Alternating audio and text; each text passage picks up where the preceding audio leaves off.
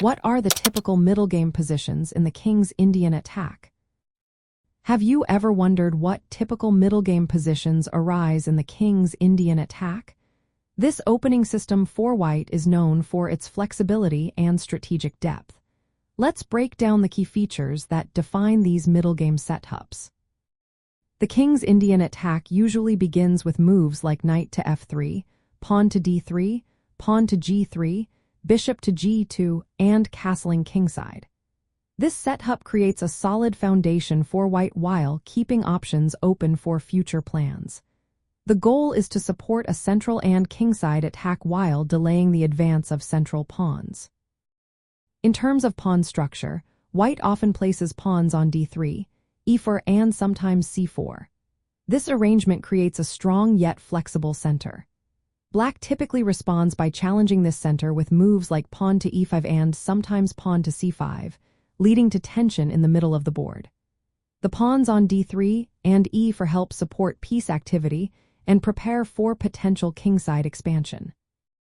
When it comes to piece placement, white's knight often moves from g1 to f3 and can later go to g5 or h4. This positioning aims to support kingside attacks or apply pressure on critical squares. The dark squared bishop is fianchetted on g2, allowing it to exert long-range pressure on both the center and the queen side.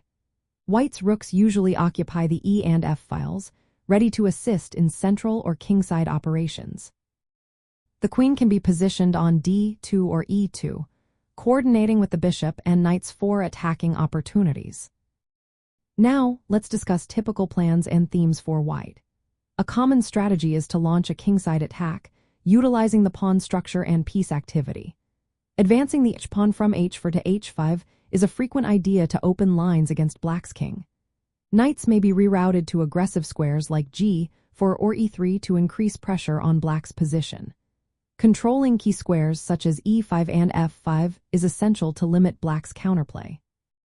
Black usually responds to white's setup with moves like pawn to e5, directly challenging the center. Additionally, black may prepare for queenside expansion with moves like pawn to b5 and pawn to a5, aiming to create counterthreats. Black's knight movements and piece placements often focus on counterattacking white's center and kingside. For players using the king's Indian attack, focusing on flexible piece development is vital. The middle game often involves dynamic positions where kingside attacks must be balanced against black's counterplay on the queen side. Understanding typical knight maneuvers, such as moving from f3 to h2 and then to g4, along with pawn advances like h4 to h5, is key to effective play. In these typical middle game positions, white enjoys a solid but flexible pawn center, a fianchetted bishop on g2, and knights targeting kingside squares. The plans often center around launching a kingside offensive while countering black's attempts on the central and queen side. Mastering these themes allows white to create strong attacking chances and maintain pressure throughout the game.